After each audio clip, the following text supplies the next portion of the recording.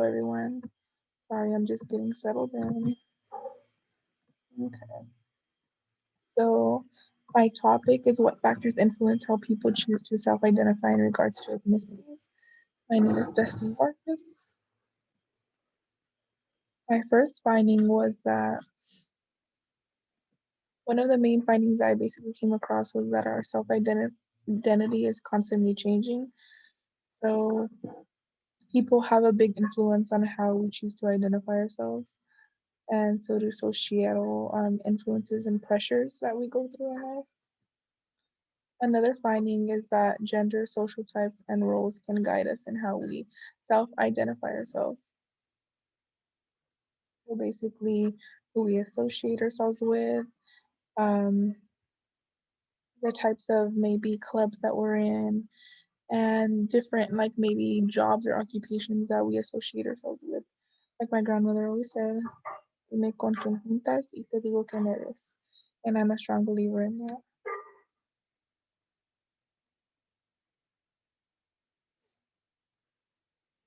Another finding was that there are societal pressures that can be impactful in one's lifetime that can influence one's self identity or choice.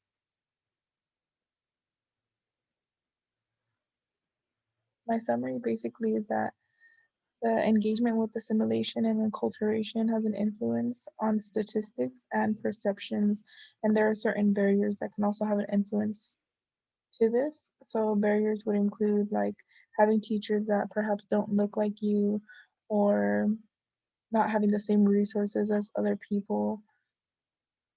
Um, and teachers have a huge influence on who we are and how we see ourselves because they are like our first educators or second if our parents aren't our first. Um, the whole assimilation thing, people come into this country and they don't know English, so they have to learn it.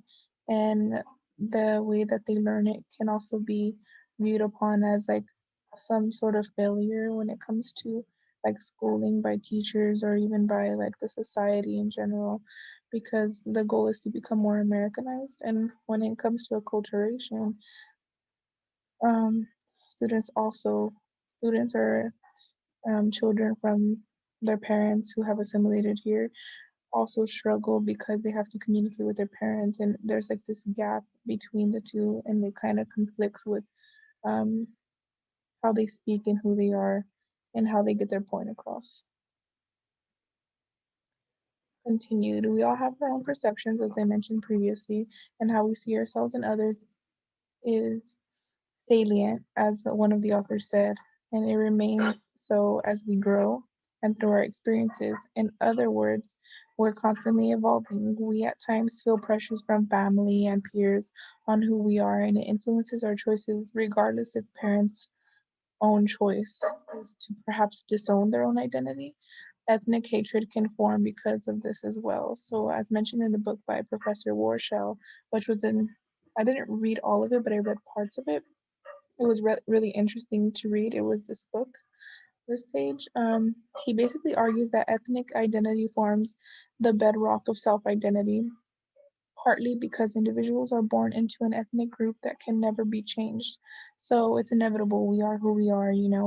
Um, but unfortunately, because of this ethnicity being immutable, excuse me, ultimate victory in ethnic conflict is genocide. So I thought this was an interesting point because there could never really be human harmony because there's so many differences and perspectives on how everybody sees one another. So whether you're black, white, Mexican, it's just a constant struggle kind of thing. And I think I missed my next slide. I'm not sure how to get out of this. Hmm, see. Okay. Other factors would be no or minimal knowledge of English language, which I mentioned earlier. Um, People could be judged for not knowing English, especially when you're Hispanic. The education system, teachers, like I said previously as well, that don't look like students, it's not like a comfortable kind of thing. People are There's teachers who are allowed to be bilingual teachers, and some didn't even know that that could exist. Um, Sorry, I had set a timer. That that could exist, being a bilingual teacher, but it's possible, and you can actually become one because certain people learn in different ways. Then there's also racism, of course, and we've seen this recently with Black Lives Matter, which is here on the screen, but you can't really see it on the copywriter. But basically, Black Lives Matter, just as all lives matter, Black Lives Matter, and the reason why Black Lives Matter is highlighted is because there has been injustices with specifically within the Black community. So that is why it's highlighted, because there's been change, but we want more change. So we have to bring it out there that just as all lives matter, so do Black lives matter. And lastly, my additional two references. Thank you.